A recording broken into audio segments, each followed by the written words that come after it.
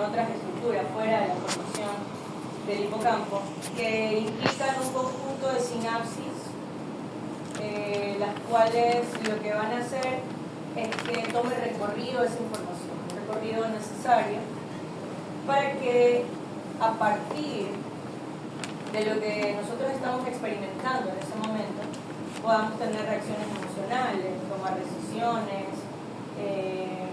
y por supuesto a partir de la modulación extrínseca, porque realmente la formación del hipocampo no se modula solo, como algunas estructuras que sí lo hacen en el sistema nervioso central. En el caso de la formación del hipocampo va a depender de dos cosas, ¿sí? ¿Qué tanto va a estimularse a la plasticidad y a la neurogénesis? ¿Ok?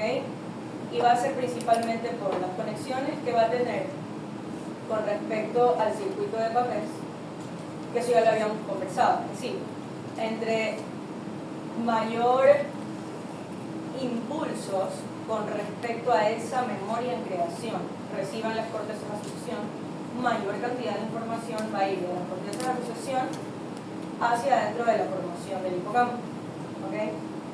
Ese es un punto, es decir, entre más estímulos del que sea, ya sea reacciones emocionales, tomas de decisiones y obviamente los estímulos con respecto a las cortezas de asociación, es decir, los sensoriales en su mayoría, ¿okay?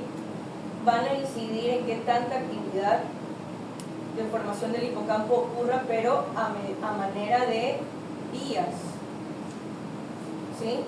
Es decir, entre mayor cantidad de sinapsis se dé a nivel de los puntos de sinapsis que ya sabemos que existen por medio de la vía perforante y la vía alvear, ¿sí? Se va a estimular con mayor intensidad las células que van a estar encargadas de la plasticidad. ¿Okay? Ahora, fuera de eso, mientras todo esto está pasando, yo tengo conexiones con circuito de Papez en el que no solamente implica que ocurra un recorrido que finalmente vaya hacia las cortezas de asociación y que esa información regrese a de las cortezas de asociación a la formación del hipocampo, porque realmente y que a partir de ahí regresen de nuevo a las cortezas de asociación, que como ya lo hemos dicho antes, el circuito de Papez en realidad inicia y termina en las cortezas de asociación, ¿no? La formación del hipocampo es como de paso y que obviamente es importante por el sitio de la neurogénesis. Pero también tenemos otras estructuras que se influyen en el circuito de Papez, más allá de las que ya hemos mencionado, como el tálamo, más allá de las que ya hemos mencionado como las cortezas de asociación, más allá de la circunvolución del cíngulo, ¿okay? Y son básicamente amígdalas, hipotálamo, área septal. ¿Okay? ¿Por qué son importantes estas estructuras? El hipotálamo, porque se va a encargar de que exista una reacción orgánica a las emociones, de que si es necesario se genere una activación de un eje neurohumoral, ¿okay? Neurohormonal, que sería lo mismo, ¿sí? Y en el caso de la amígdala, ¿y qué función tiene la amígdala? Las amígdalas, ¿ah? Bueno, más que control emocional, porque la amígdala no controla. Quienes controlan la emoción van a ser las cortezas de asociación, ¿sí? Sobre todo la prefrontal. Más claro, la prefrontal. Entonces, ¿okay? Asocia los recuerdos con las emociones, sería, de miedo y de ansiedad. No los asocia. Es decir, la asociación sigue sucediendo en la corteza prefrontal.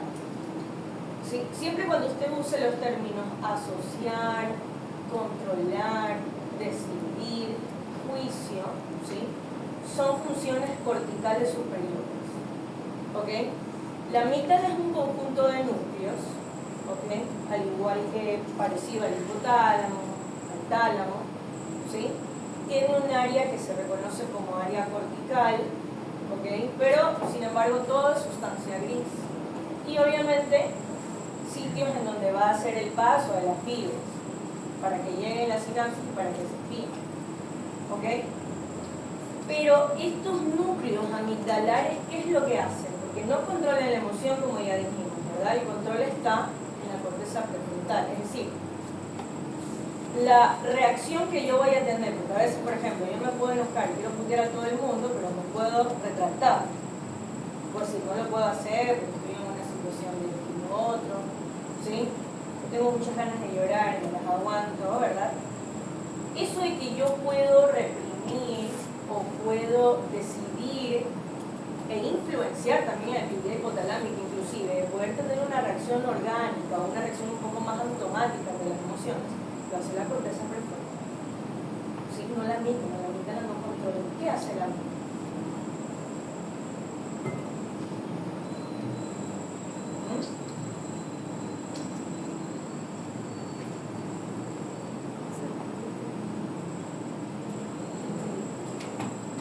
¿Qué hace la amígdala?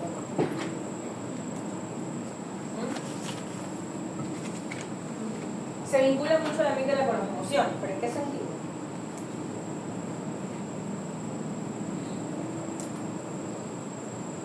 ¿Cuántas señales cuando tenemos emociones fuertes? O sea, claro, la amígdala envía señales con respecto a la emoción. ¿Sí? Si yo voy a controlar esa emoción, la voy a reprimir o quizá voy a modificar la forma en cómo voy a reaccionar a esa emoción, es un cortex. ¿Sí? Por lo tanto, si la amígdala es responsable de que haya una señalización con respecto a la emoción, que después yo puedo controlarla y todo lo que ya dijimos que es función cortical, la amígdala principalmente con qué estructuras límbicas se va a conectar.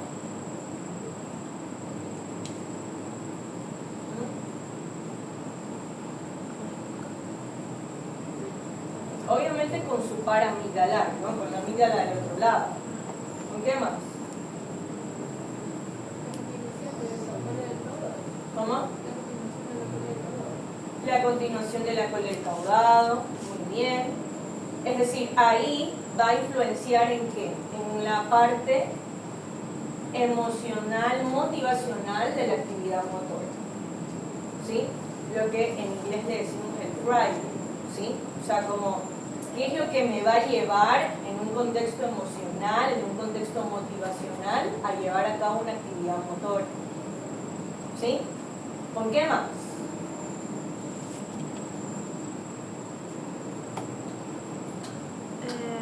Ante estímulos externos causa una reacción. Por eso la Sí, pero ¿con qué se conecta para que haya esa reacción? Con el hipotálamo, lógico. Si el hipotálamo va a ser el responsable de que yo tenga una respuesta orgánica a las emociones, debe de haber una conexión amigdalar-hipotálamo.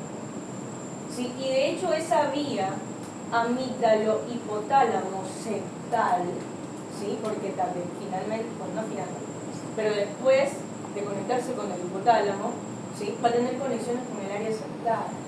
Y aquí viene una parte importante con respecto a la formación del hipocampo, ¿sí? Yo tengo una conexión amígdalo-hipotálamo-septal, es decir, ¿ok? Todo lo que está ingresando por cortezas de asociación a la formación del hipocampo, ¿sí?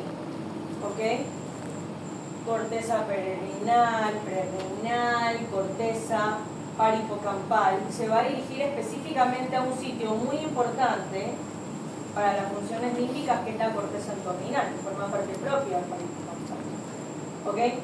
Y luego esa información ya sabemos qué camino va a tomar con respecto a lo que va a ser intrínsecamente en la formación del hipocampo, que es la vía perforante y la vía libre. ¿Sí? Ahora, una vez que esa información toma camino por medio de las vías, ya sabemos también qué pasa, ¿verdad? Parte de esa información va a recorrer al cuerno de Amón y va a regresarse a la corteza entorninal, y parte de eso también, ¿qué va a hacer? Se va a ir por el alveus para tomar camino por el fornix. ¿Ok? Ahora, la pregunta es, ¿esa información que sale de la formación del hipocampo se dirige por medio del fornix hacia dónde? ¿Cómo? Hacia el hipotálamo y los cuerpos mamilares. ¿A dónde más?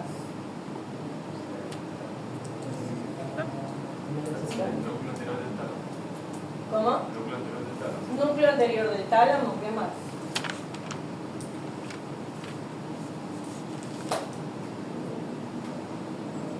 Es decir, lo que se va al núcleo anterior del tálamo, vean que en realidad son cosas que ya le hemos visto aparte, ahorita lo que estamos haciendo es unir. Lo que se va al núcleo anterior talámico, o al grupo nuclear anterior talámico, ¿sí?, es lo que va a tomar camino para circuito de Papez, ¿verdad? ¿Ok? Es decir, de ahí se va a ir hacia el conducción del símbolo, todo lo que ya sabemos, ¿ok? Como circuito de Papez reducido, ¿no?, que debe ser más corto, ¿ok? Listo. Lo que se va a hipotálamo, ¿por qué se va a hipotálamo?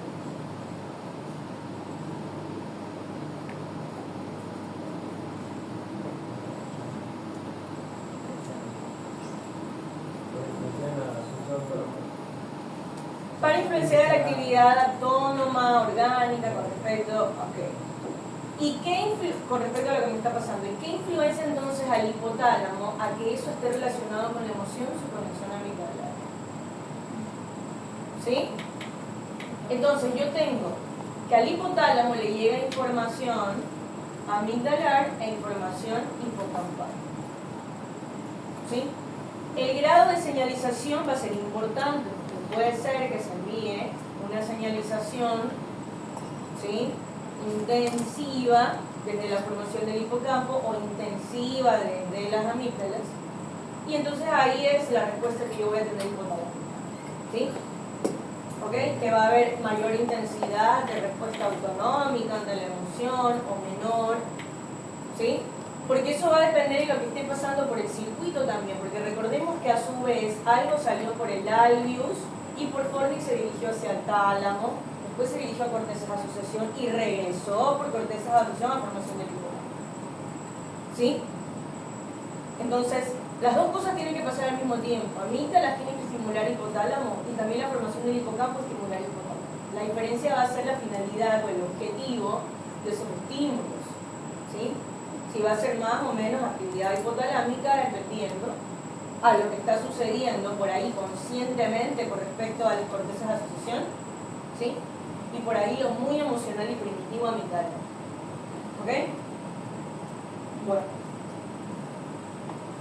Entonces, ahora, ¿por qué medio se conecta?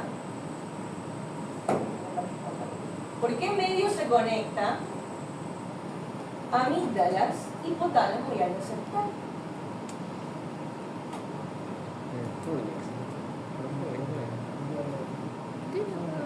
¿Perdón? Amígdalo fugal. Por el Fornix. Fornix. No. Pero va a ser quítalo.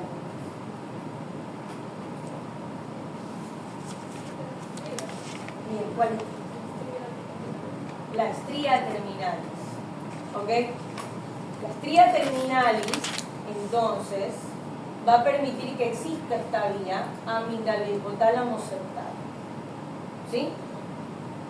¿Por qué se importa? El área septal es muy infravalorada, a mi punto de vista, muy importante para la función de la formación reticular. ¿Por qué sucede que el área septal, que se divide en medial y lateral, cada una va a tener distintas funciones, ¿verdad? El área septal medial, ¿qué función tiene? Secretar acetilcolina e influenciar a la formación del hipocampo. Ya. ¿Y la lateral? Es la gaérica y se evita la medial. Ok. Entonces, ¿qué implica aquí con respecto al circuito de Papez? ¿Sí? Que la reacción autonómica a la emoción, todo lo que me dio la amígdala con respecto a señalización emocional, ¿sí?, va a incidir en la actividad septal. ¿Ok? Y ahora, ¿qué viene lo importante de esto de acá? Que el área septal va a regresar con una función modulatoria a la formación del hipocampo. ¿Sí? ¿Ok? ¿Qué yo puedo hacer? Yo puedo hacer que haya una inhibición GABAérgica. ¿Sí? ¿En qué sentido? Literalmente cuando mi cerebro sufre, ¿sí?, no quiere que se repita esa eventualidad. Y puede influir GABAérgicamente, ¿sí?, a la formación del hipocampo. ¿Ok? Y disminuir el grado, ¿ok?, ¿de qué? de neurogénesis, de plasticidad. ¿Sí? Ahora, esto va a depender, por supuesto, de qué tanto se haya influenciado ya para la creación de una memoria. ¿Sí? Y con qué tanta intensidad también se vaya a señalizar con, ¿sí?, fibras GABAérgicas. Por eso es que existen los estados de psicosis, el estrés postraumático, represión de, ¿sí?, recuerdos. ¿Ok? Entonces a veces pasa que no es que no exista el recuerdo, sino que es más difícil evocarlo porque al haber tenido en su momento, cuando se estaba creando la memoria, ¿sí?, cierto grado de inhibición GABAérgica, se dio entonces, ¿qué cosa? Una neurogénesis, una plasticidad débil. Por lo tanto, puede que la red esté ahí, pero sea más difícil de evocar, porque es una red neuronal débil, con poca cantidad de conexiones. Que las conexiones van a depender de la intensidad de la neurogénesis y de la plasticidad, porque la neurogénesis y la plasticidad, ¿qué hacen? Polarizar el citoplasma, ¿ok? Y que se puedan generar entonces, ¿sí?, dilataciones citoplasmáticas que conecten con otras neuronas y finalmente me den una red neuronal que es un recuerdo evocable a través del tiempo. ¿Sí? Ahora, si en cambio lo que pasa es que yo tengo envío, ¿sí?, de fibras con excitabilidad de tipo colinérgica, ¿ok? Eso lo que va a hacer es excitar más, va a ser una excitación muscarínica y va a excitar más a la plasticidad. ¿Sí?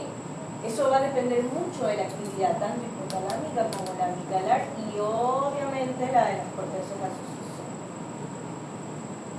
¿Sí? ¿De dónde viene ese estímulo colinérgico? Viene del núcleo basalis, ¿sí?, o el núcleo basal de Meissner, el mismo, ¿ok?, y del núcleo de la banda diagonal de Broca, que nosotros ya lo habíamos visto, ¿se acuerdan? Justamente lo habíamos ubicado, todas estas estructuras por debajo de la comisura blanca anterior, ¿ok?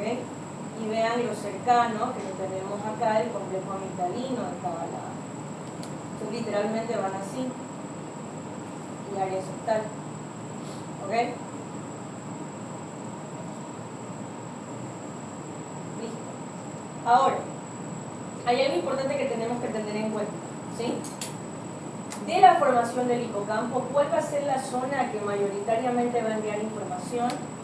¿Sí? Al hipotálamo, a la amígdala y a dos estructuras importantes que una de ellas ya las habíamos mencionado. El núcleo accumbens, ¿sí?, que lo habíamos mencionado dentro del estudio de los núcleos de la base, ¿ok? Y una corteza importante que se llama corteza orbitofrontal, ¿ok?, que es el subículo. Y son señales monosinápticas, es decir, no es una conexión bidireccional, sino que literalmente es como para avisar a estas estructuras lo que está pasando dentro de la formación del hipocampo. ¿Sí? Ahora, ¿por qué le interesaría al núcleo accumbens saber lo que está pasando en la formación del hipocampo?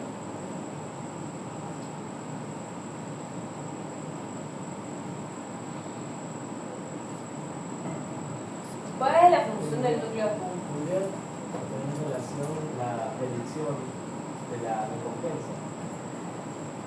¿Cómo predicción de la recompensa? Explíquese mejor.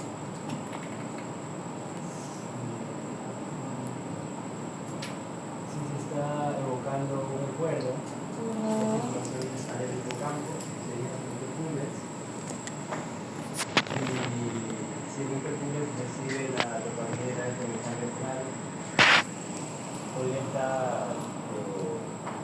tener relación con la predicción de recompensa. Ok. ¿Y por qué es monosináptico?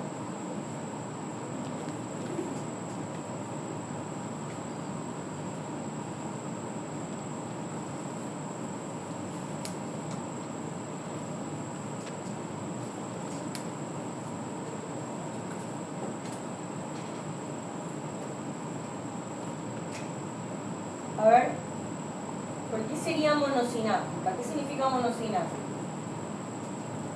Una sinapsis. Pues monosináptico de Dayanara?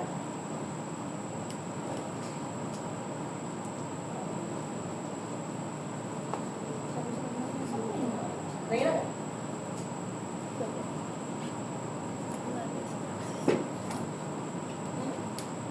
No, nada.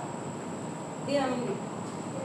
Era para, o sea, había leído aparte que también en el núcleo llevaba a estos trastornos como la obsesión compulsiva para la obsesión a hacer cosas que sé que le van a sentir bien. Ajá. Algo con lo que yo leía. Ajá. Yes. Pero O sea, sabemos que el núcleo accumbens es un sitio importante para la recompensa inmediata. Eso ya lo habíamos dicho, ¿verdad? Pero ¿por qué necesitaría recibir información monosináptica desde el subículo? ¿Qué significa monosináptico? Una sola vía de sinapsis. No va a haber conexiones bidireccionales, llega a un solo territorio, ¿sí? De sustancia gris, ¿ok? Pero no regresa al subículo, a esa señalización. ¿Ya? Entonces, ¿por qué necesitaría recibir información del subículo?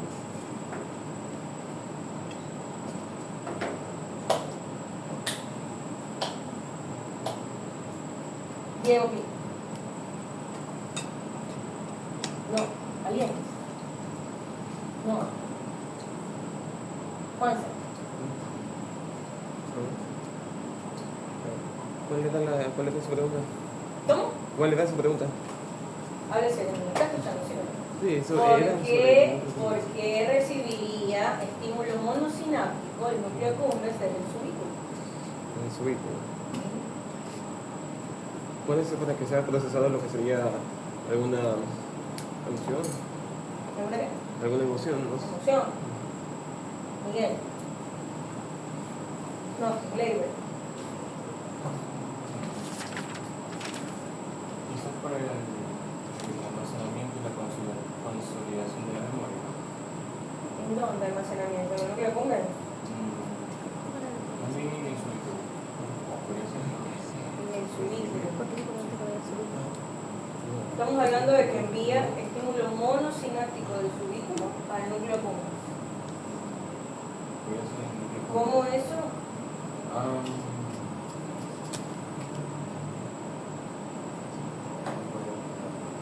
No. ¿Alguien? ¿En serio? Porque dependiendo, no sé si está bien, pero porque dependiendo del subículo se va a clasificar como va a la vía perforante o a la vía alvear. Ya, ¿y eso cómo influye en el núcleo accumbens?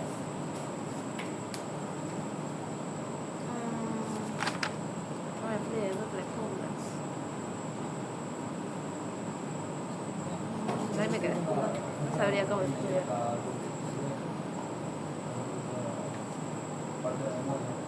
Ya.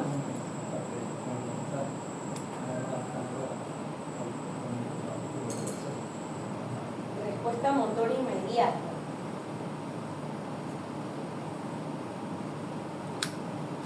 Eso es más caudado amigdalar, pero respuesta motora inmediata ¿en qué sentido? Como hablas de nerviosa, de microconmutación como algo que me genera insulina. Ya. No consciente, no digamos algo consciente, indirecto, individual. quizás necesita una memoria para eso, solamente actuar. Y por eso no se regresa a la subículo. Ya. A ver, escucha. Recordemos que en el subículo, con respecto a la vía perforante, ¿sí? Al finalizar la vía perforante, es el sitio, ¿sí? Por donde va a pasar, ¿qué cosa? Información que se va a ir a dónde. ¿De regreso a dónde? A las corteza entorrinal. a las cortezas de asociación. ¿Ok? Sí, sí. ¿Ya? Entonces, en el subículo, ¿sí? Hay información que vino de nuevo de las cortezas de asociación e incide en la actividad de la formación del hipocampo, pero también información de las cortezas de asociación que ya hizo recorrido por los cuernos de amor. ¿Sí? ¿Ok? Entonces en el subículum hay una carga de información mezclada, por así decirlo, información nueva de las cortezas de asociación y información que ya pasó haciendo sinapsis por los cuernos de amor. ¿Ok? Entonces tenemos información que ya ha sido analizada por parte de la formación del hipocampo, información nueva. ¿Sí? Entonces, ¿por qué importa que parte de lo que está pasando en el subículum influya en el núcleo accumbens? Más que una respuesta motora inmediata, ¿sí? A partir de la motivación, de lo emocional, esa como respuesta motora casi que automática, eso es más caudado amigdalar. ¿Sí? Acá, como el subículum está cargado con toda esta información de lo que está sucediendo en el momento y de lo que va influenciando en los cuernos de amor, en la actividad de la formación del hipocampo, ¿sí? Es más como una actividad motora que complementa, ¿sí?, a la creación contextual de la memoria. Es decir, que lo que está pasando en ese momento, ¿sí?, que me pueda generar una actividad motora que sea parte, ¿sí?, de la memoria a mediano o a largo plazo. ¿Ok? ¿Sí? Que obviamente eso tiene que ser mediado, ¿ok?, por una sensación de recompensa inmediata. Es decir, si yo, por ejemplo, estoy aquí en la clase, no desayunando, tengo mucha hambre, y yo resulta que les digo, ¿saben qué, chicos? Yo tengo hambre, vamos a comer ahorita. No veamos el resto de la clase y comamos. ¿Sí? Traigo bolones para todos. ¿Ya? ¿Ok? Entonces, esa sensación de recompensa, de que parte del recuerdo era, me muero de hambre y estoy tratando, luchando de concentrarme, estoy pensando en que quiero comer y que voy a comer al terminar la clase, ¿sí? De pronto el que más se muere de hambre, apenas entran los bolones, está atrás y sale corriendo a agarrar el primer bolón, ¿verdad? Entonces, si se dan cuenta de la diferencia, ¿no? El amigdalar es como el thriving, es lo emocional que me lleva a tener una actividad motora casi que automática, prácticamente sin pensarlo. En cambio el de acá, ¿sí?, es algo que puede estar incidiendo inclusive en mi recuerdo, porque jamás voy a olvidar la clase en la que más me moría de hambre, ¿verdad? Y después me dieron colón, ¿cierto? O sea, es como esa parte ya no solamente emocional, sino que está metiéndose en mi recuerdo, en mi memoria, ¿ok? Y que una actividad motora le puede dar una sensación de recompensa inmediata. Se va a salir corriendo para coger el bolón primero. ¿Sí? Entonces, no sé si me doy a entender con la diferencia entre las dos. Ambas influyen en la actividad motora, ¿sí? La diferencia es que una es más emocional, la típica de, ay, no sé por qué hice eso, ¿no? Ay, perdón, no sé por qué hice eso, ¿verdad? Entonces tenemos esa como reacción emocional inmediata, que generalmente, la mayoría de las ocasiones es una respuesta motora a partir de una memoria emocional. O sea, lo que en algún momento hice como una emoción parecida a esa, lo vuelvo a hacer, ¿no? Entonces ya cuando lo veo en retrospectiva, perdón, no sé por qué hice eso, disculpa, ¿no? No me perjudico, cosas así. Y con lo motor no implica solamente la actividad motora de que hago mis extremidades o que camino o algo así, ¿ok? También actividad motora con el habla, ¿sí? Yo puedo decir cosas en reacción a una emoción y luego digo, disculpa, no sé por qué dije eso, ¿no? ¿Por qué será que dije tal cosa? ¿Ok? Y en cambio, el que implica esa señalización monosináptica, subículum accumbens, ¿sí?, es lo que va a generar una recompensa inmediata de satisfacción, ¿sí?, que va a influenciar en la actividad.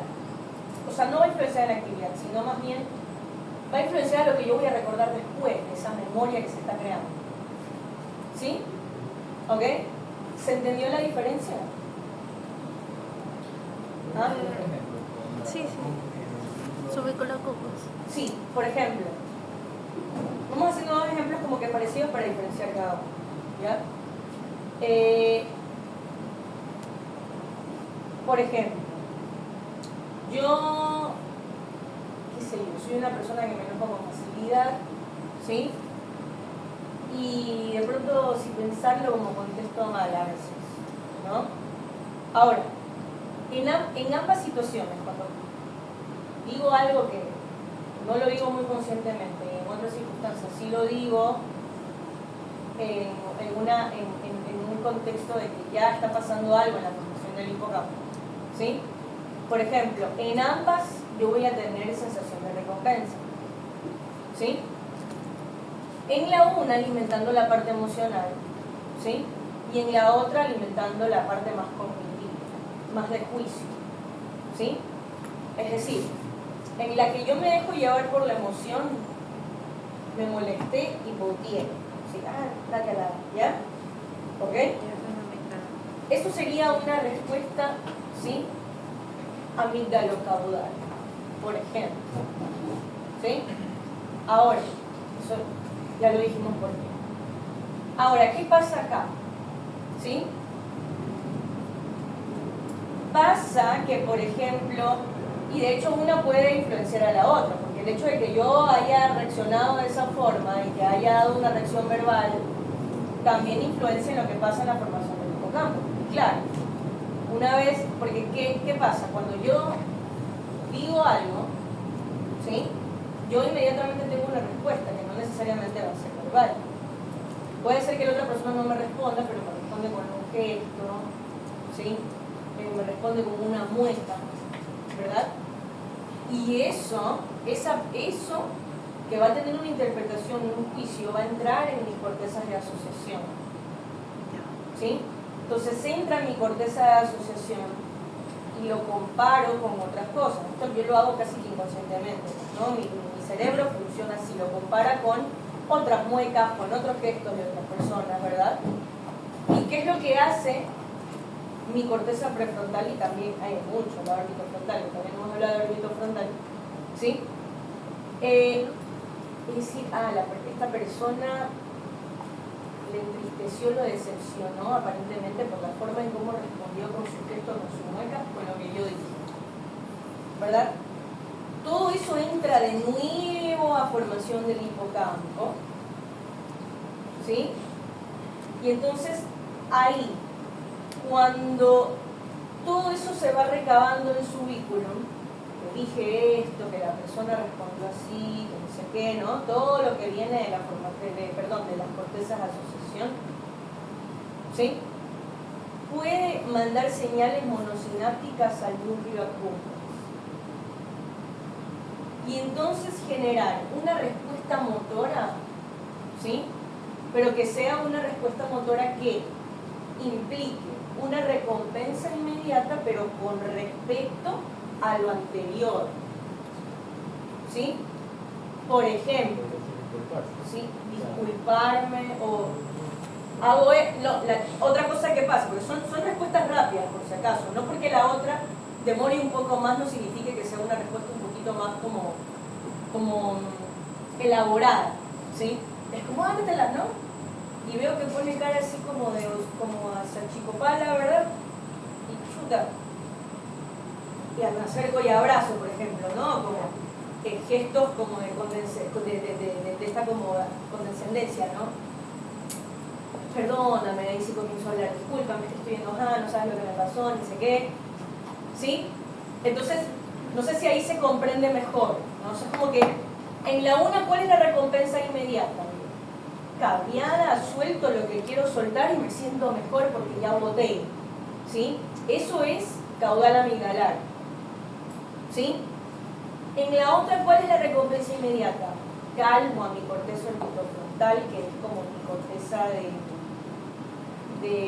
empatía, mucho de empatía y de tomar decisiones con respecto a lo que percibo del resto, ¿sí? No es lo mismo que la prefrontal, ¿sí? La prefrontal es mucho de juicio propio, de mi forma de verlo, La orbitofrontal es, ¿puedo decidir no hacer esto o no decir esto?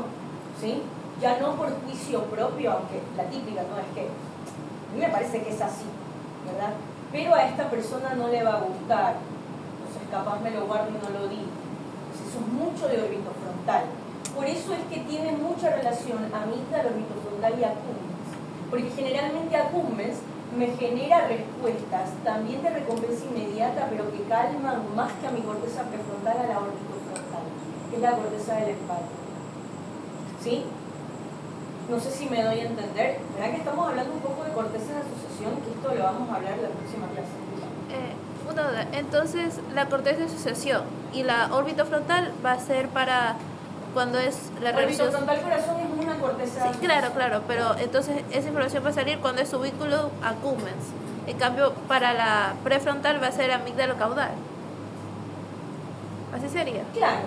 O sea, verá, a la final, la corteza prefrontal, siendo tan grande, porque es una severenda corteza, es de las cortezas de azul más grandes que tenemos en el cerebro. ¿Y por qué?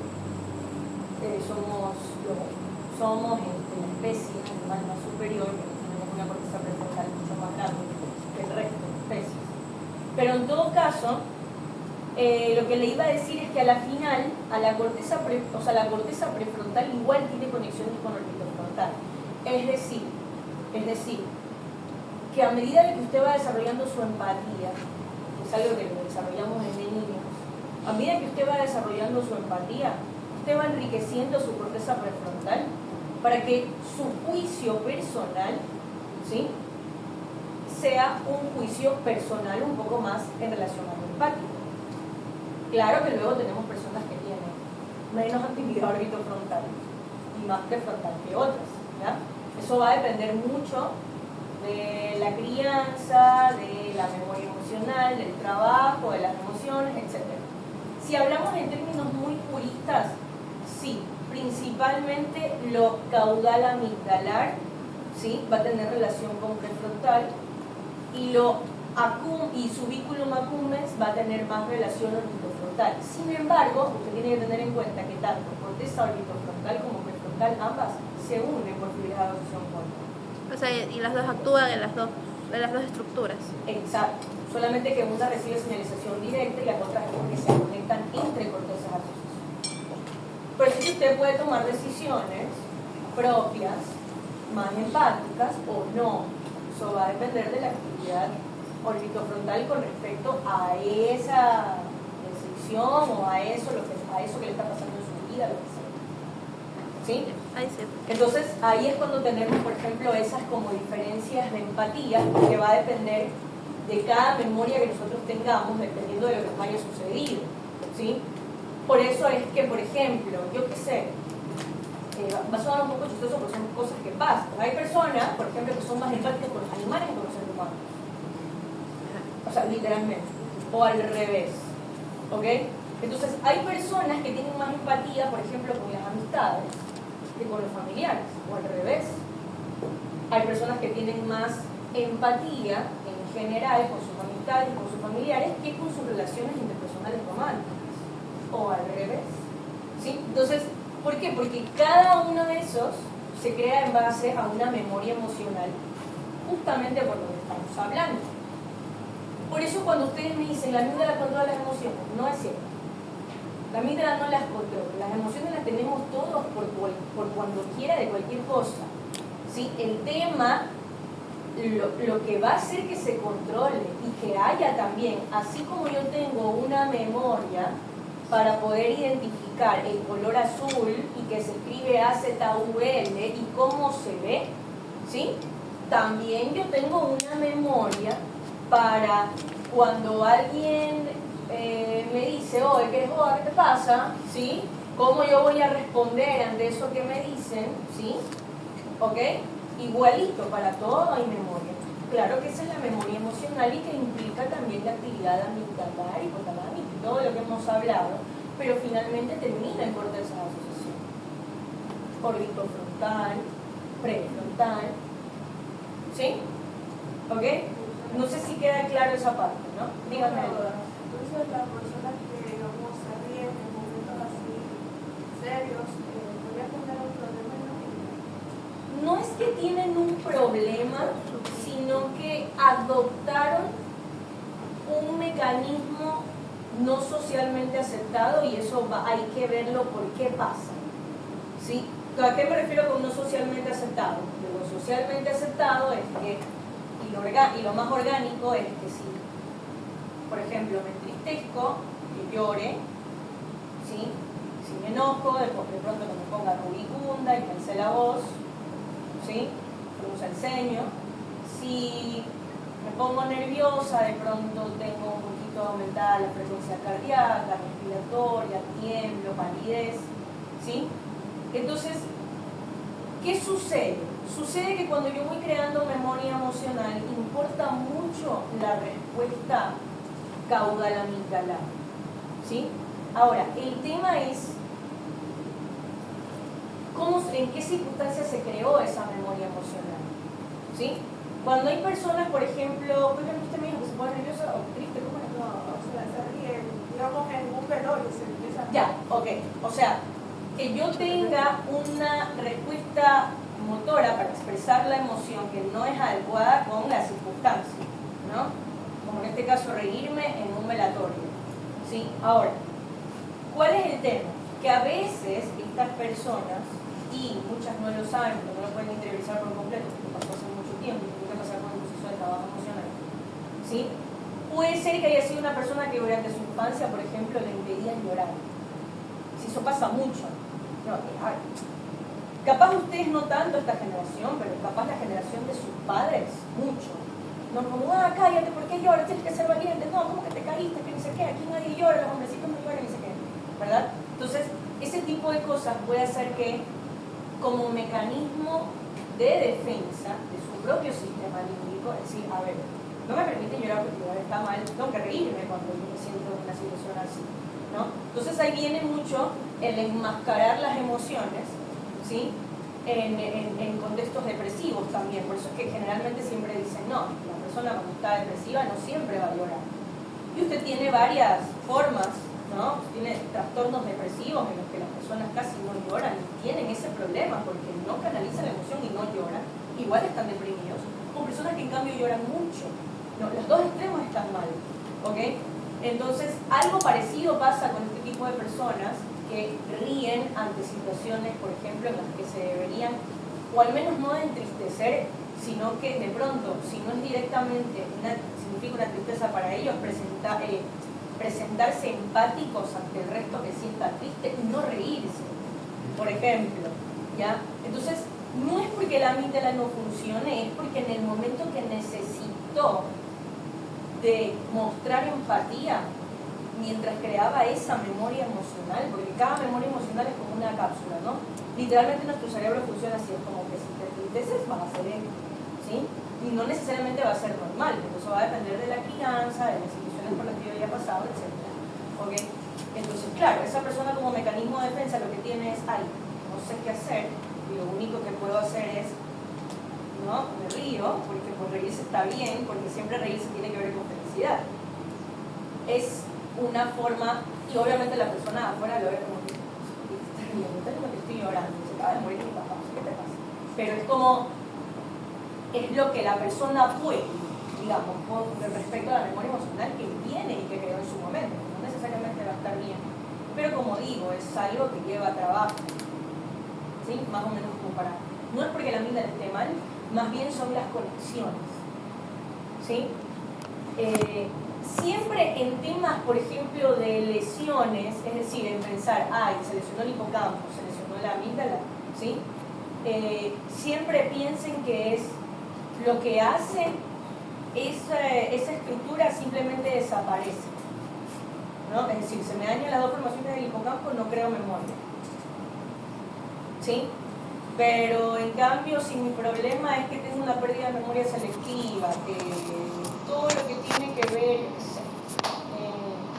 con relaciones interpersonales románticas, de repente lo olvido y cositas así, ¿no? Como la loquita, ¿no? La loquita, ¿sí? Es como, bueno, no es que me hago, ¿no? De verdad sí lo olvidan, pero lo que quiero decir es, esas como pérdidas de memoria selectiva, no tengo que pensar que haya un problema en la formación del hipocampo, que haya en sí una desconexión, así como directamente una lesión orgánica del circuito de papel, sino más como en pensar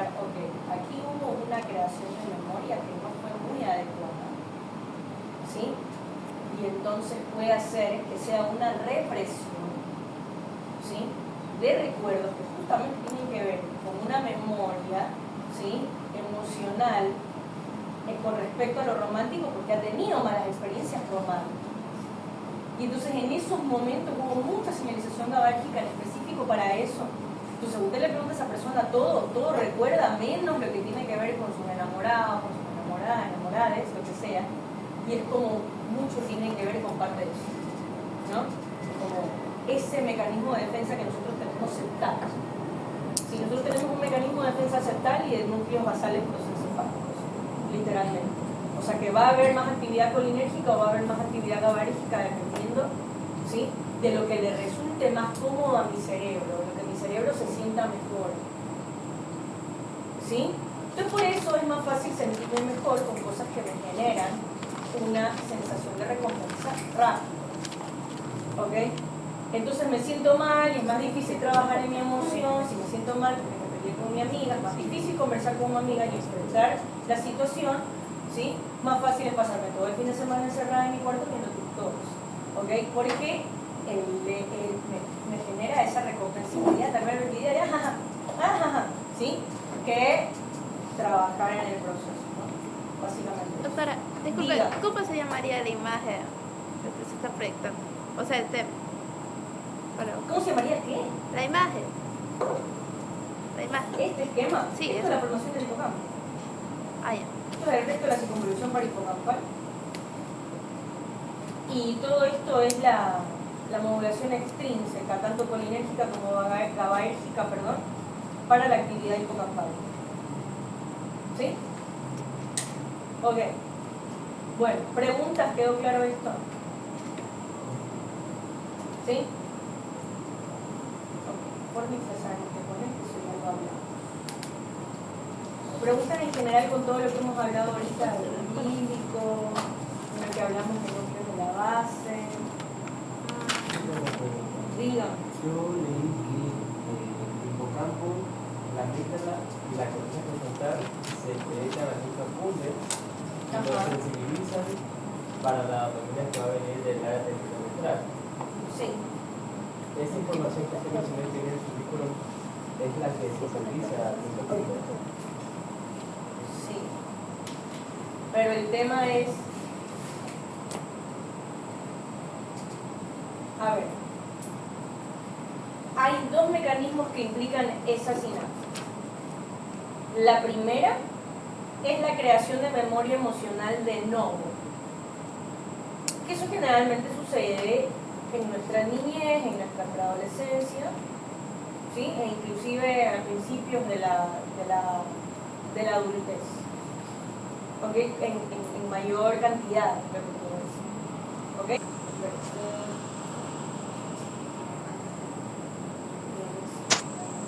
En términos de lesiones, cuando nosotros hablamos ya en términos sindrómicos, yo cuando tengo compromiso límbico,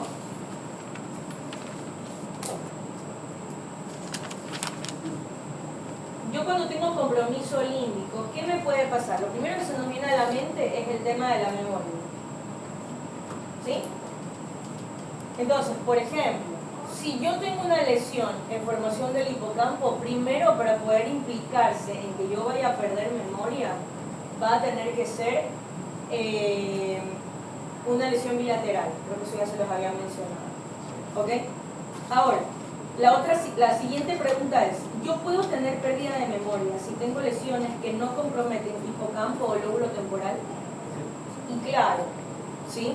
Entonces yo ahí lo que tengo que analizar es qué tipo de memoria es la que he perdido. ¿Sí? Ahora, ¿qué generalmente es lo que tengo que ver? Si yo tengo una falta de la capacidad de crear nueva memoria, lógicamente, si yo ya sé que el sitio de neurogénesis es la formación del hipocampo, lo más probable es que yo tenga un compromiso o en directamente la formación del hipocampo o en las fibras comisurales del fornix, por ejemplo, que permiten que haya una continuidad entre la actividad de la formación del hipocampo derecho-izquierdo, izquierdo-derecho. ¿Sí? O que de por sí tenga un compromiso en lóbulo temporal que me afecte principalmente circunvolución perihipocampal, por lo tanto las cortezas que permiten el ingreso de la información hacia la formación del hipocampo para que incidan en la actividad de la neurogénesis. ¿Sí? Pero luego, si yo en cambio tengo una incapacidad para recordar algo que ya se guardó, pues no lo voy a poder evocar. ¿Sí? Entonces, en términos de ¿sí? Orientación, por ejemplo, estar orientada en tiempo, espacio, persona, ¿sí? Y en poder crear memoria o poder evocar recuerdos que ya los debería de tener con capacidad de evocarlos, ¿sí? La lesión puede estar en cualquier parte. Y si me compromete, sobre todo por desasociación, y los pacientes que más me debo de preocupar que tengan un compromiso de este tipo. ¿Ok? ¿Sí? Entonces yo puedo tener lesiones frontales y que igual sea un paciente que esté en un estado confusional, ¿sí? Y de pronto también tenga cierto grado de pérdida de memoria. ¿De qué tipo? ¿Memoria retrógrada o memoria anterógrada? Retrógrada. ¿Cuál es la retrógrada? Retrógrada, ¿sí? Retro de atrás, es decir, a partir de la lesión hacia atrás en el tiempo, ¿sí? No lo puedo recordar. Anterógrada, de la lesión ante hacia adelante, es decir, a partir de que me lesioné, a partir de que hubo la injuria del tejido hacia adelante en el tiempo, ¿sí? No tengo la capacidad, o pierdo la capacidad de guardar recuerdos nuevos. ¿Sí? Ok. Una pregunta. Diga. Para evocar recuerdos o reconocer la corteza de sensación, la información de la corteza de sensación tiene que pasar por la formación del hipocampo, ¿verdad? Para poder, ¿qué? Reconocer. Ajá, o evocar recuerdos. Sí. Tiene que pasar por la formación del hipocampo, es decir, ¿verdad? Ajá. Es que yo leí que la memoria a largo plazo, la que está más... Bueno. ¿Eso? ¿Me apuntar algo? Listo. No hay más preguntas entonces. Voy a empezar con cortezas. No hay preguntas, verán. Bueno. Vamos a hablar de las funciones lobales.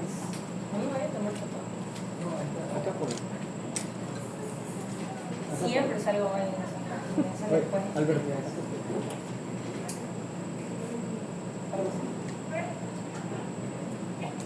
Ya. Bueno, vamos a hablar de funciones globales. ¿Sí?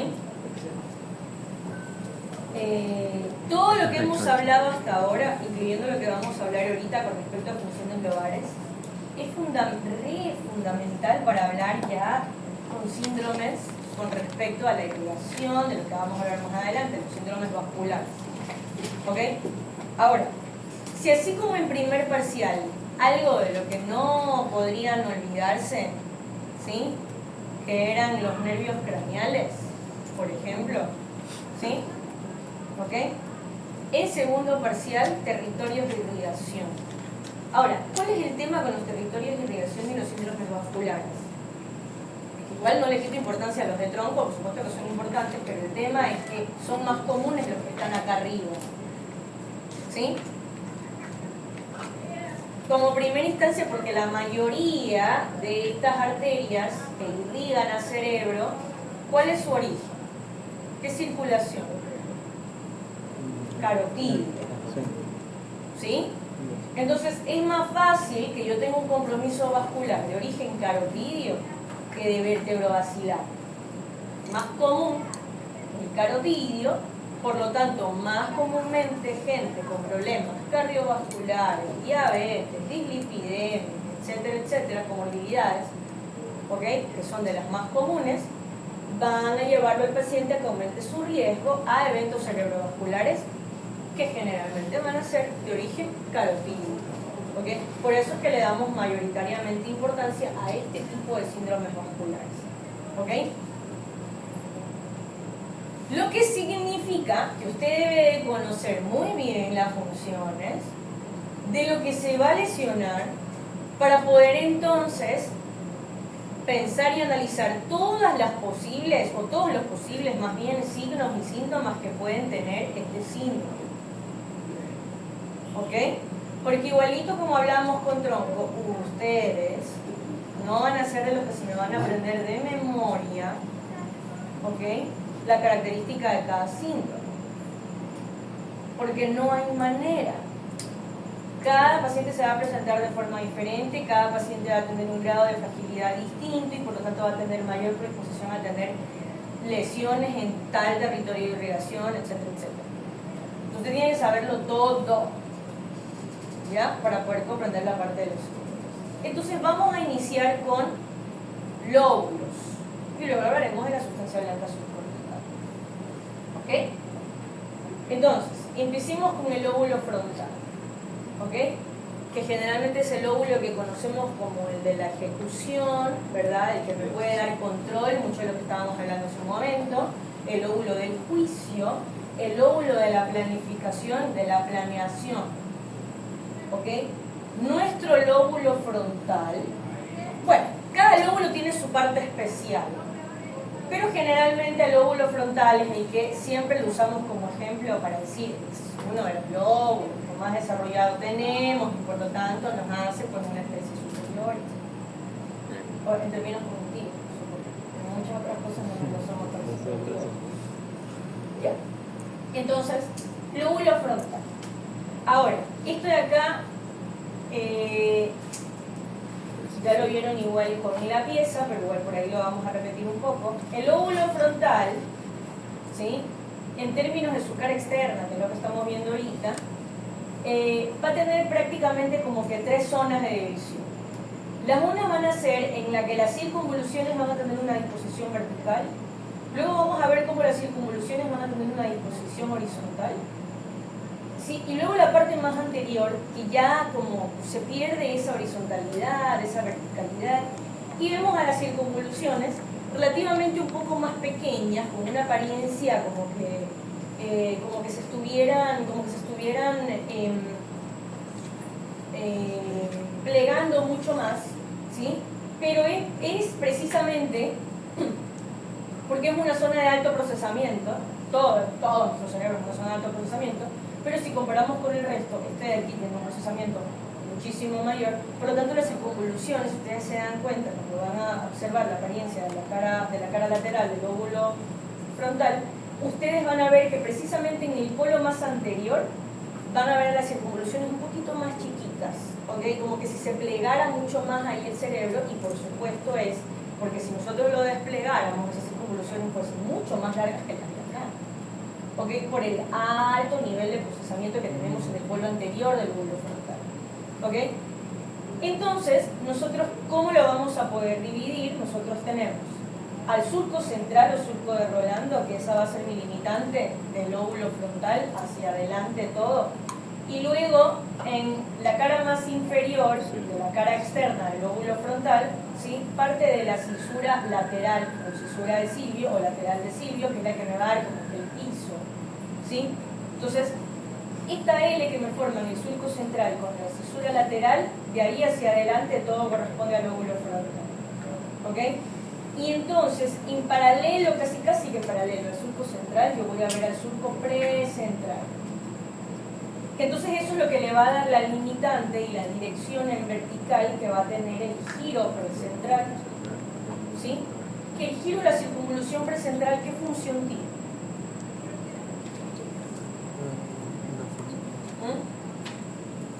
¿Qué función tiene? La planificación motora. Planificación motora, no, Dayanara. ¿Qué función tiene el giro precentral? Fuerza.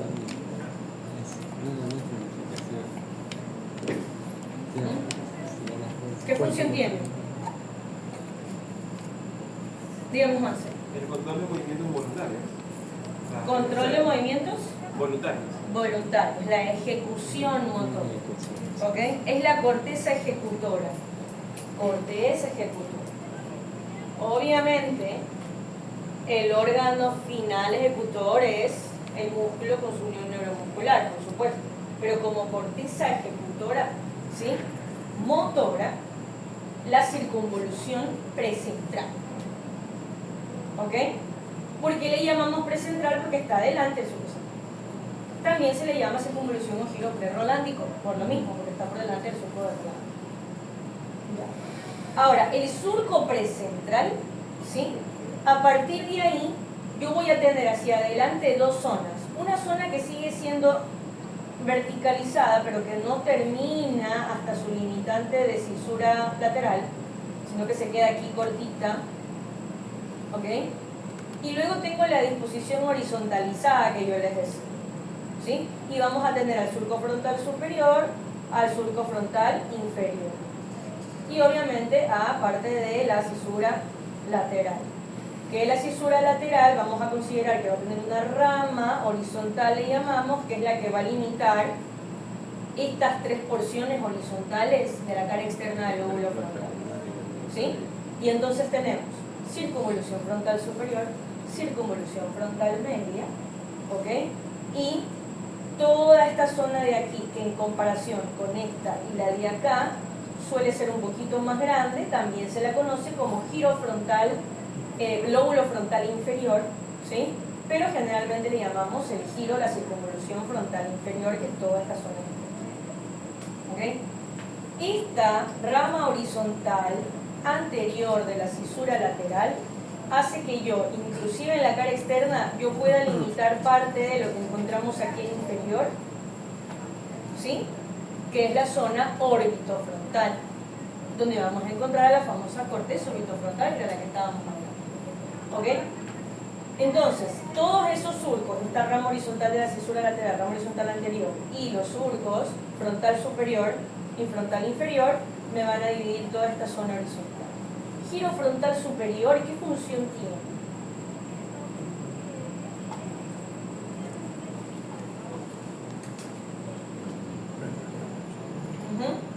¿Qué función tiene el giro frontal superior de la circunvolución frontal superior?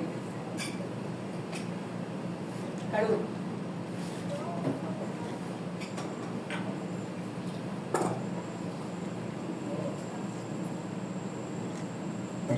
Tiene que ver con la planeación de la planeación motora. Ok, ¿qué tipo de planeación motora?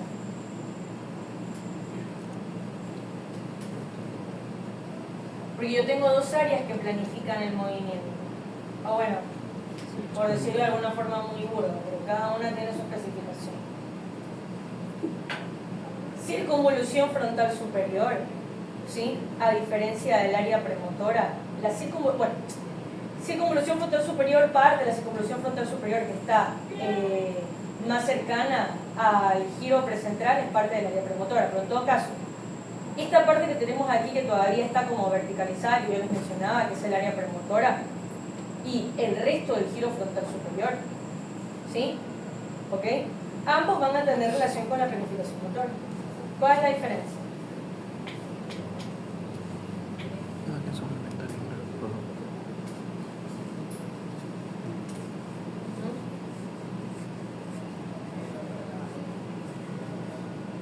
¿Cuál es la diferencia?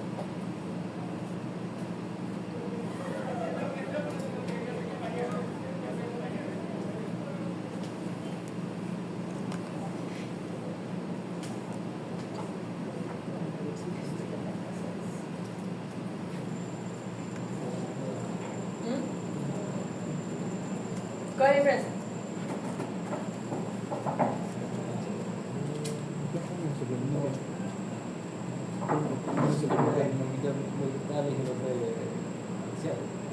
Músculos distales y axiales. Explícame un ejemplo. Un hiperbatura. ¿Ya? ¿Cómo? Un ejemplo. Un ejemplo. Con el estar sentado firme. No. No. O algo técnico. ¿Ya? Que necesito una correcta función entre la extensión y la flexión. Y por otro lado, como es el no más estable, sería teclear. A ver, escuchen. Voy a utilizar su ejemplo del tenis. ¿Ya? A ver, cuando usted está jugando tenis, por ejemplo, usted tiene que adoptar una postura para buscar recibir la pelota, ¿verdad? Y responder. ¿Sí? ¿Cuál es esa postura? Generalmente, ¿sí? Agarramos con una mano, con las dos manos, aumentamos un poco la base de sustentación y esperamos a donde viene. ¿Verdad? ¿Ok? Una vez que nosotros regresamos, ¿verdad? Adquirimos de nuevo otra postura en espera, un nuevo estímulo. Visual, obviamente, ¿no? Con la pelota. ¿Ya? Eso, el mantenimiento de la postura antes del movimiento y al final del movimiento en espera de otro, ¿sí? Eso lo va a programar el área premotora. ¿Sí? Y el movimiento que yo hago para responder y mandar la pelota, eso sería el resto de la corteza del giro frontal superior, es decir, el área motora suplementaria. ¿Sí? Como el área motora suplementaria planifica, ¿sí?, el movimiento activo, ¿sí?, es un movimiento activo complejo, que generalmente yo voy a necesitar más de una extremidad o más de un grupo muscular. ¿Sí? ¿Ok? Entonces, por eso es que el área motora suplementaria es ligeramente más grande, ¿sí?, que el área premotora. ¿Ok? Sí. Pero ella está englobando también a una parte del área premotora, o sea, ¿Qué cosa? el área motora suplementaria. Ajá. Porque aquí es el sitio de conexión, pues, mi hija. Se tienen que conectar los dos. Tienen que haber fibras de asociación. Entonces, obviamente, esa zona es en la que se conecta. Claro. Todo esto es área premotora. Yo se lo he señalado aquí, pero es hasta acá. ¿Sí? Porque yo tengo que mantener una postura para el movimiento tipo de las extremidades, ¿sí? Tengo que mantener una postura de visión o de mirada fija antes de los movimientos de los ojos, ¿sí? Y tengo que mantener una postura de la lengua, ¿sí?, antes de iniciar el movimiento de la lengua, una postura de los labios, ¿sí?, de todos los músculos que intervienen en el labio. ¿Ok? Porque usted antes de comenzar a hablar, su lengua no está como los perros la tienen así salida, ¿no? No, ¿verdad? ¿Ok? Entonces, generalmente se lo asocia a programar o de calcular qué tanta intensidad de tono va a tener los músculos implicados en la actividad motora. ¿Sí? Por ejemplo, su tono postural antes de caminar no es igual de intenso que su tono postural antes de saltar. ¿Sí? Su tono postural antes de saltar es más intenso que el tono postural antes de caminar. ¿Ya? Entonces, lo que se dice es que el área premotora no solamente programa lo que van a hacer los músculos para mantener la postura, sino también qué tanta cantidad, ¿sí?, de tono van a tener al inicio y al final del movimiento. ¿Sí? Que al final del movimiento no es para descanso, al final del movimiento es para prepararse para otro movimiento. ¿Sí? Y el área motora suplementaria planifica la parte activa del movimiento. Digo.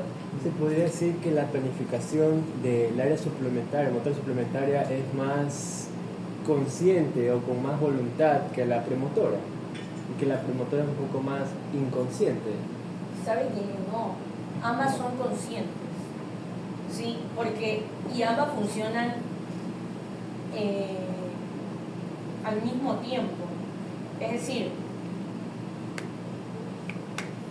se pone usted a pensar, el área premotora ayuda a la actividad de la motora suplementaria. Porque si usted no mantiene una postura antes del movimiento y al finalizar el movimiento esperando otro movimiento, el movimiento planificado activo no va a ser bueno. ¿Sí? Entonces ambas actúan prácticamente al mismo tiempo. No hablamos de una inconsciencia o de una conciencia a la actividad motora, porque haga de cuenta que el área premotora es como que se prepara para el movimiento activo. ¿Sí? Era como el ejemplo que yo les decía. Si usted va a comenzar a jugar tenis y le dicen que ya el partido va a comenzar, usted sabe que el partido va a comenzar y conscientemente va a adquirir la postura, preparándose ¿a qué? A que tenga el estímulo visual para responder. ¿Sí? Que obviamente todo eso implica no solo esta área, ¿no? Tiene que ver el tema de la atención visual, lo que percibe visualmente, del color que ve la pelota, que reconoce que viene la pelota, de qué lado ve la pelota, y por eso es que tenemos fibras de asociación larga que conectan frontal con occipital. ¿Ya? Pero eso, me explico, occipital lo estamos hablando solamente como frontal, pero no hablamos de una inconsciencia o una conciencia, porque ambos son conscientes. ¿Sí? La inconsciencia se la dejamos a las estructuras inferiores. Sí, ¿Sí? yo creo que estoy nomás confundiendo términos a lo mejor de conscientes e inconscientes. Las estructuras inconscientes entonces serían, a partir de esa planificación, ya sabemos, ¿no?, los circuitos que después irán al cerebelo y luego núcleos de la base, esa parte sería la inconsciente. Claro. La parte inconsciente básicamente es la que va a modular dependiendo de los estímulos propioceptivos que recibe. Entonces hagan de cuenta que la parte inconsciente realmente lo que hace es como mantener la postura. ¿Sí me explico? Es decir, el área premotora lo que hace es programar la postura que usted necesita para el movimiento. ¿Sí? Las estructuras modulatorias, como los núcleos de la base, el cerebelo, ¿sí?, los núcleos, bueno, vestibulares también implican, ¿ok? Todo eso es para que se mantenga la postura programada por la corteza, ¿sí? Pero ¿cómo se mantiene? Se mantiene a partir, todos ellos en realidad funcionan a partir de una propiocepción. Bueno, en el caso de vestibular, una sensibilidad especial de sensación de equilibrio, ¿ok? Pero sí me doy a entender, o sea, aquí es el inicio de todo. Aquí lo programa. Todas los otros núcleos inferiores, por ejemplo cerebelo y así, lo mantienen a partir de dos cosas, porque saben lo planificado, ¿sí?, pero también porque recibe propiocepción. Y acordémonos que el cerebelo envía sus señales también a dónde. Después de que sale el cerebelo, ¿a dónde vamos? Puede volver de nuevo a la corteza. Puede volver de nuevo a la corteza, pero ¿cómo va la corteza? ¿A dónde va primero? Al tálamo. Y entonces en el tálamo, ¿qué pasa? ¿Se acuerdan cuando nosotros vimos tálamo? Que yo les decía que la parte motora, de la actividad motora que influye el tálamo, ¿sí?, incluye ¿qué cosa? Lo que viene de cerebelo, que puede influenciar a la actividad talámica, que tiene que ver con la actividad de la base también, ¿sí? Entonces, todas las estructuras inferiores que no son corticales lo que hacen es mantener a partir de dos cosas, de la planificación, de la programación, pero también con esta capacidad que tienen de la propiocepción. ¿Sí? ¿Por qué? Porque yo puedo necesitar al ruedo, ¿sí?, un cambio de postura que quizá no haya sido planificado, pero por algo externo. Porque alguien se tropieza conmigo, me mueve el pie. Eso va a ser una señal de propiocepción inconsciente que va a hacer que el cerebelo corrija. ¿Sí? El cerebelo tiene que corregir a medida de algo que no fue planificado, porque la corteza premotora no puede predecir que yo no voy a caer, ¿sí? Pero el cerebelo sí puede corregir, porque el cerebelo es el primero que sabe, ¿sí?, se me movió el pie, si se me dobló, se tropezaron conmigo, me aumentaron la vasodilatación, me la redujeron. ¿Sí? ¿Sí me voy a entender? Entonces, cuando hablamos de inconsciencia, hablamos más de esas estructuras. ¿Ok? Y acá hablamos meramente de la programación. No sé si se queda un poco más claro. Sí. Ok. Doctor. Sí, diga. Es que no me quedó claro. Ajá. A ver, la premotora se encarga de regular el tono de los músculos implicados. No lo regula. Programa. De programar. Ajá. Regular, médula, regular. ¿Sí? Ya. Ok, de programar el tono de los músculos implicados en el movimiento.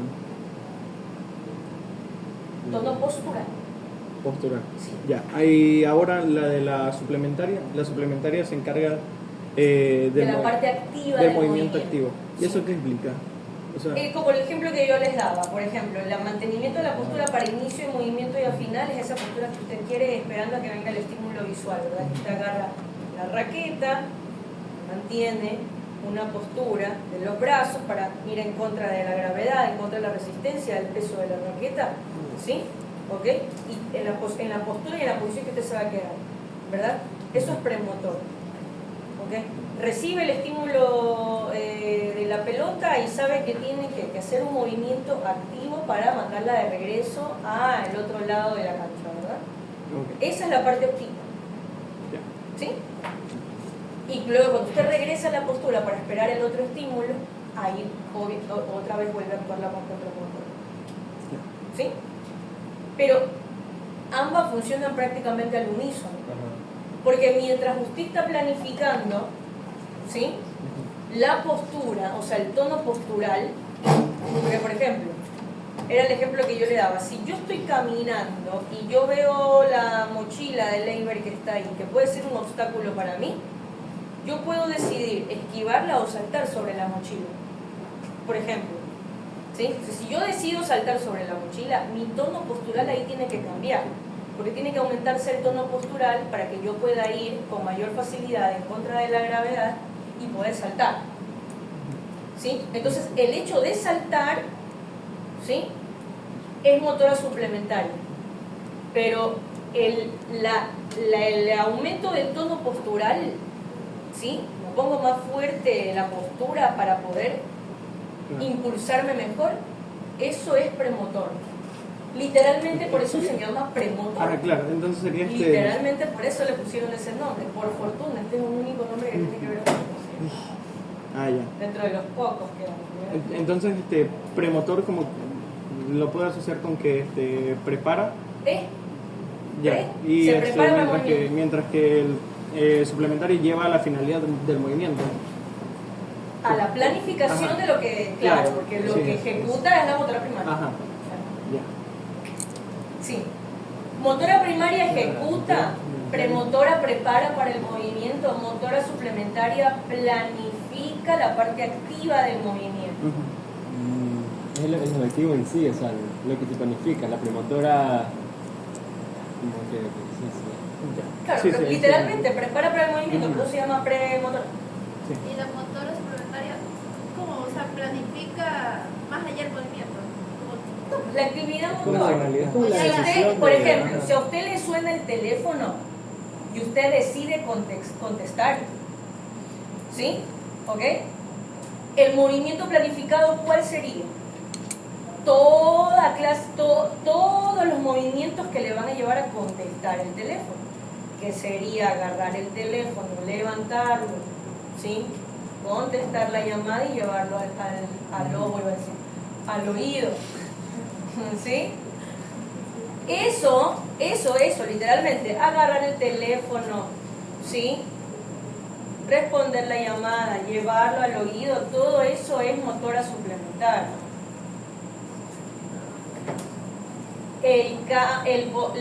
La preparación para el movimiento, ese tono postural, esa postura que usted va a adquirir para contestar el teléfono, ¿sí? Es premotor. Y ya lo ejecutor, es decir, que va a hacer que evidentemente usted se mueva, motora primaria. ¿Sí? Ok. Listo. Ahora, vamos con el giro frontal medio. El giro frontal medio, ¿sí? Es un área que ya la conocemos, el campo visual frontal. ¿Cuál era la función del campo visual frontal? Acuérdense, esto... ¿ah? En vez de formación, la formación paramediana para la conjugación de la visión, de los movimientos oculares.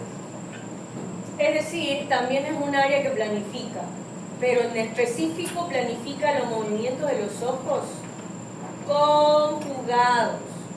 Que si ambos miran a la derecha, que si ambos miran a la izquierda, ambos miran para arriba, ambos miran para abajo. ¿Sí? Conjugados, por Dios, conjugados. Es decir, cuando yo tengo lesiones a este nivel, la mirada se me desvía, no el ojo, la mirada. Lo mismo que las lesiones que teníamos en los craneales. ¿Sí? Aquí es la mirada. No tropía, mirada. ¿Verdad que les estoy diciendo un chorro de veces? ¿Ah? Ok. Ahora, giro frontal inferior, ¿sí? Se va a dividir en porciones, ¿verdad? Y esto es lo que famosamente lo conocemos como los opérculos. ¿Sí?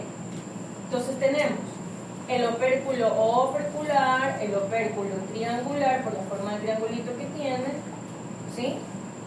Y el opérculo orbitario que forma parte de la corteza orbitofrontal. ¿Sí? ¿Cuáles son las funciones de estos opérculos?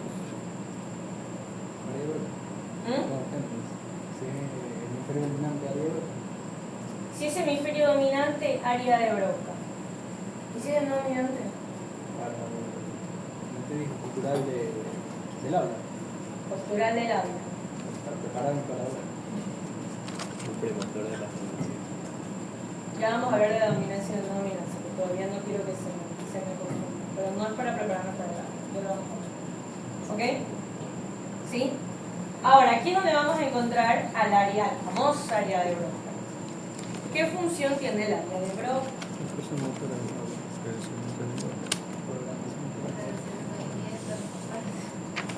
Ahí dice, ¿no? Programación motora para la secuencia de fonación. ¿Qué rayos significa eso? Comunicación. ¿Ah? Comunicación. Aporta con, Ya, pero ¿qué hace el área de Broca? con la Encontrar las palabras correctas para programar la articulación. Palabras correctas que quiero comunicar. No. La articulación para el habla. Articulación para el habla. Fonación. ¿Qué es fonación? El tono. ¿Mm? El tono del El habla. sonido. No es el tono. El volumen. El volumen. El ¿Qué sonido que se ¿Ah? produce al hablar. El sonido que se produce al hablar. Claro, fonación es el sonido que producen quiénes, mis cuerdas vocales o no. Sí. Ok, eso es fonación. Entonces, programa, fonación, movimiento de lengua, de labios. ¿Sí? ¿Sí? Por eso le llamamos el área motora del lenguaje. No las palabras que voy a usar, ¿ah? ¿Sí? Eso es otra cosa. Ya. Listo. ¿Preguntas hasta ahí del lóbulo frontal? Diga. El área motora suplementaria no tiene ninguna participación en la planificación de la fonación. Entonces, ¿se lo dedicamos a área de Broca o hay una diferencia crucial ahí? No, pues, o sea, haga de cuenta que todo esto prácticamente es, digamos, de aquí para abajo, prácticamente todo esto, lo que está más cercano aquí al giro precentral, ¿sí? Es como premotor. ¿Sí me explico? Entonces, tiene su parte de planificación. A ver, es que al final, estas cortezas no van a ejecutar. ¿Sí me explico? Los que ejecutan son los nervios craneales, Sí. claro. O sea, sí. Son básicamente los que van a programar toda esa actividad. Solamente que tienen su área en específico. ¿Sí? Ok. Y luego tenemos a la corteza prefrontal. ¿Cuál es la función de la corteza prefrontal?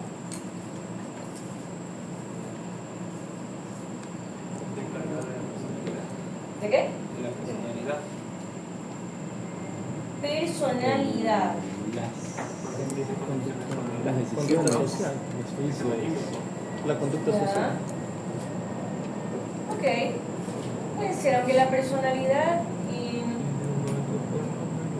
la personalidad lleva varias cosas más que solo prefrontal. Es decir, personalidad sería la unión entre funciones prefrontal y orbitofrontal. ¿Sí? Prefrontal solito, conducta social, por ejemplo, el juicio, ¿ok? Toma de decisiones. ¿Qué más hace prefrontal? O sea, por eso es que hay un síndrome basado en esa persona, como el que tenía que decía que esta persona cuando se le había afectado la región prefrontal, como que ya pasó de tener una personalidad pasiva a una más agresiva. También ya como que Pero más que personalidad es conducta. claro, ¿Sí? Perdón que lo interrumpa. Conducta. Ajá. Porque la prefrontal me controla. Entonces, si yo quito el control que permite la corteza prefrontal, ¿sí? Ahí es cuando tengo esa como conducta social explosiva, irritabilidad, ¿sí? Porque no controlo. Ahí sí estoy dejando que la amígdala haga lo que se le da la gana. ¿Sí? también hablaba de la planeación efectiva, como planeación a corto y largo plazo, como la toma de decisiones adecuadas, no solo respecto a lo emocional, sino también a las acciones diarias. Sí, claro. Ajá. Que literalmente, o sea, las decisiones diarias, ¿no? De que si voy a comer o no voy a comer, si desayuno o no desayuno, o sea, ese tipo de cosas. Tal cual.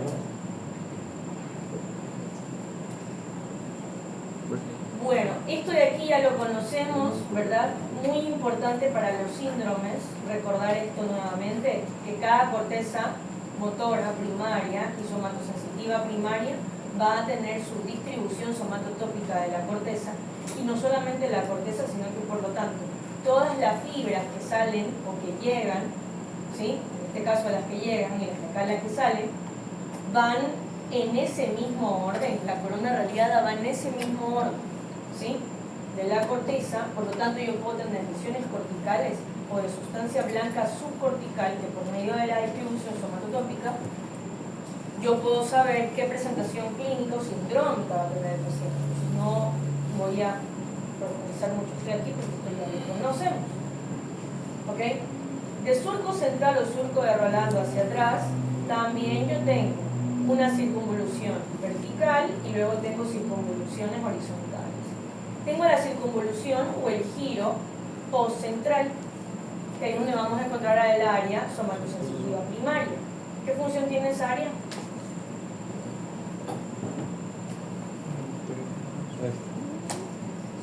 Recibir toda la información sensitiva.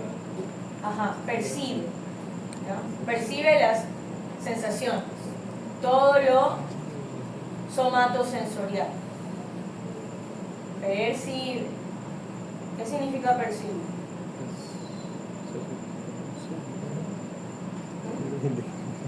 ¿Qué es percibir? Que se hace consciente. O sea, Ya, ahí viene el tema, no la interpretación. La interpretación es asociación. Se hace ¿Sí? consciente. Solamente se hace consciente, o sea, literalmente haga de cuenta que su giro postcentral, hace consciente la sensación. Nada más. ¿Ok? ¿Dónde viene la interpretación? Acá, en corteza de asociación somatosensitiva. ¿Sí? Ahora, yo tengo un surco postcentral, ¿sí? ¿Ok? Y que de aquí para atrás voy a tener las circunvoluciones en sentido horizontal. Y voy a tener un surco intraparietal. Por encima del surco intraparietal tenemos al lóbulo parietal superior, que le llaman, o también le pueden llamar giro parietal superior, ¿sí? Y del surco intraparietal hacia abajo, limitándome la cisura lateral, tengo al giro la circunvolución supramarginal, ¿sí? Ahora, del lóbulo temporal, yo tengo un surco horizontal, que es el temporal superior, que se extiende hasta acá, ¿sí? E invade al lóbulo parietal, ¿sí?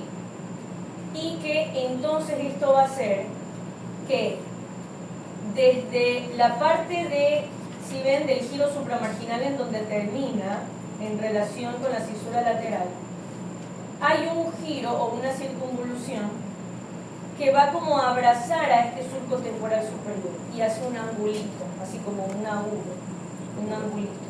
Y por eso se llama giro angular, porque forma un ángulo, o sea, su forma va a formar un ángulo que prácticamente abraza a la final del surco temporal superior. ¿Ok? Giro supramarginal y giro angular es donde vamos a encontrar a la corteza somatosensitiva secundaria. Giro parietal superior o lóbulo parietal superior, corteza de asociación somatosensitiva. No son lo mismo, ¿verdad?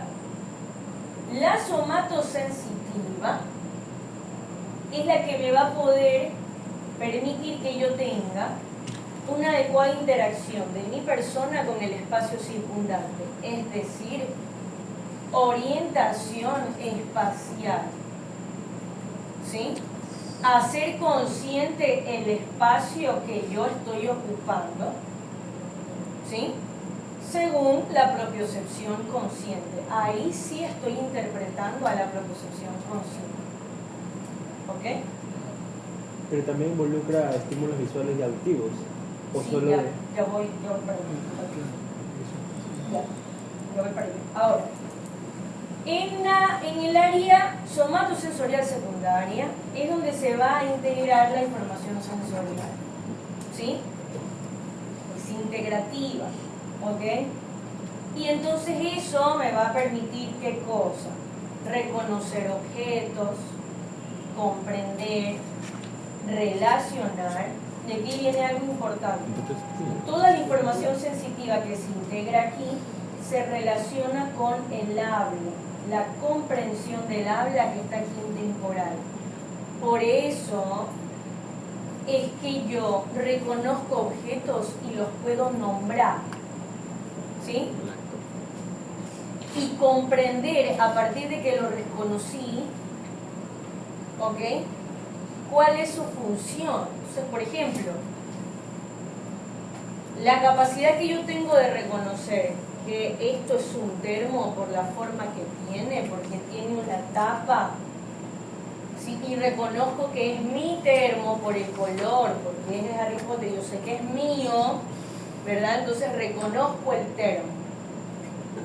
Pero también, a partir de que reconozco que es el termo, obviamente le doy su nombre, termo, y sé que el termo es un contenedor para líquidos, para yo poder tomar.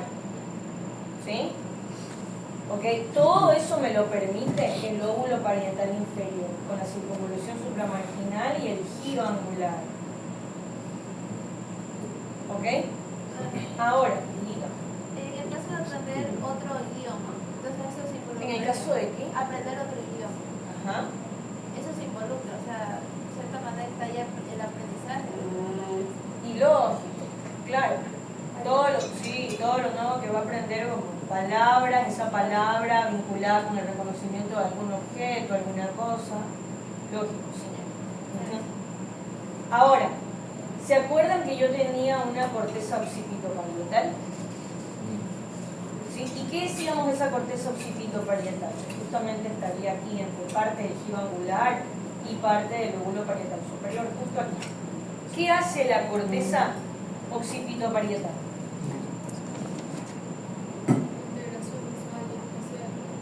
Integración visual y espacial. Ya, ¿qué más?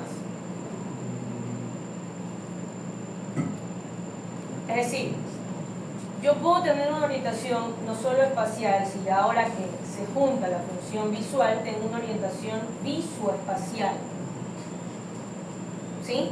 Es decir, no solo puedo reconocer qué espacio estoy ocupando, sino también ese espacio que estoy ocupando, qué tan cerca, qué tan lejos está de los otros objetos que ocupan espacio, porque los reconozco, porque los veo. ¿Sí? ¿Ok? Ahora, ¿qué más me permite la corteza occipitoparietal? No solamente el tener una orientación visoespacial propia, sino también una visoespacial de lo que me rodea. ¿Sí? Si aquí entra un pajarito y se posa en el microscopio y luego sale volando para acá, el poder identificar que el pajarito cambió de lugar y voló de un lado al otro, es decir, estoy identificando un objeto en movimiento, ¿sí? Occipitoparietal. ¿Sí? Ok. Por eso es que le llamamos al lóbulo parietal la zona de gran integración somatosensorial y sensorial espacial. ¿Sí? Y por eso también, cuando yo tengo compromisos parietales, yo puedo ver cosas que se mueven, que no se están moviendo. ¿Sí? Por ejemplo, ¿ok? Entonces yo puedo sentir que el microscopio, ¿sí?, se levanta y se acerca a mi cara, ¿ok? Alucinaciones visoespaciales, ¿ok? Y otra cosa importante que me faltaba mencionar con relación al habla, ¿no? Obviamente esto implica lo que comprendo y también lo que escucho, ¿no? Entonces ahí hay una conexión temporoparietal en la que yo puedo reconocer lo que veo, le doy un nombre, ¿ok? Y si alguien más me le da el nombre, puedo reconocer si ese nombre corresponde a ese objeto o no. ¿Sí? Y a partir de esta conexión justamente auditiva y de integración sensorial en el área somatosensorial secundaria, no solamente se implica en el aprendizaje de escuchar cómo se pronuncia tal palabra que está en relación con el reconocimiento de un objeto, también caras, ¿sí? ¿Ok? O sea, yo ver la cara de Indira y decir, a ver, ella sí, dígame el nombre, ¿ok? Y porque ella en algún momento me dijo, me llamo Indira, y entonces ahí viene un proceso de aprendizaje auditivo, ¿sí?, visual y de reconocimiento, ¿ok? Sino que también la función auditiva puede influir en mi orientación visoespacial. ¿Ok? ¿Sí? Mi orientación visoespacial al ruido de una actividad motora. Si yo estoy caminando, ¿sí?, y de repente alguien menciona mi nombre acá, ¿ok? Entonces yo tengo la capacidad de identificar que ese estímulo viene del lado derecho. Y yo puedo decidir dirigirme hacia allá, hacer una respuesta oculocefálica, ¿ok? Bien. ¿Sí? Doctora, Dígame. la corteza parietal posterior, Ajá. se encuentra en lo que usted mencionó, la pared occipital. Sí.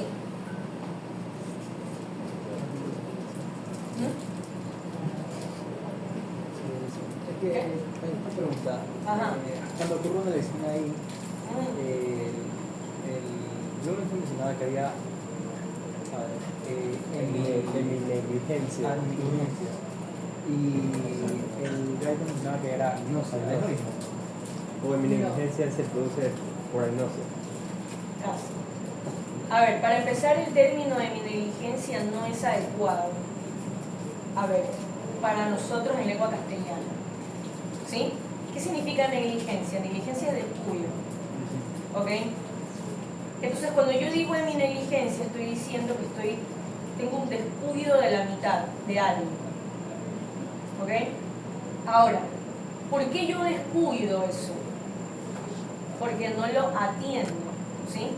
El tema es que en inglés, neglect no solamente está relacionado con el cuidado, sino también, ¿sí?, con la atención, o sea, lo que significa la palabra neglect, ¿sí? Entonces, está bien en inglés decirle be neglected, pero para nosotros no es muy adecuado, como les digo, con el castellano, mencionarlo como en mi negligencia, porque yo no descuido porque literalmente tengo falta de cuidado, sino porque para mi cerebro esa parte no existe, no la reconoce como que existe, ¿sí? Entonces, lo más adecuado en español es darle el término de inatención, ¿sí? Ahora, en términos de inatención, ahí sí hablamos de un problema de autorreconocimiento, y entonces ahí hablamos de la agnosia. ¿Sí me explico? Ok. Cuando nosotros en español utilizamos el término de negligencias, ¿sí?, cuando de verdad un paciente tiene una autonegligencia, ¿sí?, eso está más relacionado a un compromiso límbico, ¿sí?, neuropsiquiátrico. ¿Sí me explico? Por eso es que ahí viene como un poquito el problema de la parte de la traducción, ¿sí? Que claro, si usted lo traduce literalmente, semi-negligencia, pero no es adecuado para como síndrome de negligencia, y lo va a encontrar en muchas partes que le van a decir negligencia, así en español, negligencia, ¿ya? Pero no es adecuado, ¿sí? Yo lo encuentre en libros y en artículos, no se entiende que lo explica, ¿sí? Entonces, para que tengan en cuenta eso de ahí, porque sí hay pacientes que son negligentes, la negligencia viene de la mano con un compromiso límbico, con falta motivacional, cosas así, que ya son más neuropsiquiátricas, ¿sí? Y sí hay que hacer mucho la diferencia. Usted tiene un paciente con negligencia, un paciente con inatención, ambos van a tener un manejo diferente y el origen del problema también es distinto, ¿sí? Entonces, sí es importante hacer la diferencia por ahí en los términos que vamos a usar. Es lo mismo el síndrome del abandono personal. Ajá. De nuevo, que no es por abandono, si se da cuenta, no es por abandono, es por inatención. O sea, no es porque el paciente se abandona, Sí. que sí hay pacientes que lo hacen en un contexto, por ejemplo, de generalmente los trastornos de la personalidad, pero ya que es un compromiso neuropsiquiátrico, ¿sí? Trastornos de personalidad, depresión mayor, que ahí sí hablamos de un abandono personal de verdad. Acá, en cambio, es por una inatención, literalmente, para el paciente no existe esa parte de su cuerpo. ¿Sí? Ok, preguntas con lóbulo parietal. Y si existe afectación del giro anular, provoca alexia o Sí, depende de dónde esté la lesión. ¿En qué hemisferio? depende del hemisferio. Solo en el izquierdo. Sí, ya lo vamos a ver. Que también puede ser por compromiso por el Ya lo vamos a hablar con lesiones neuronales. Ya, ¿no hay preguntas? Ya, chao. Doctora,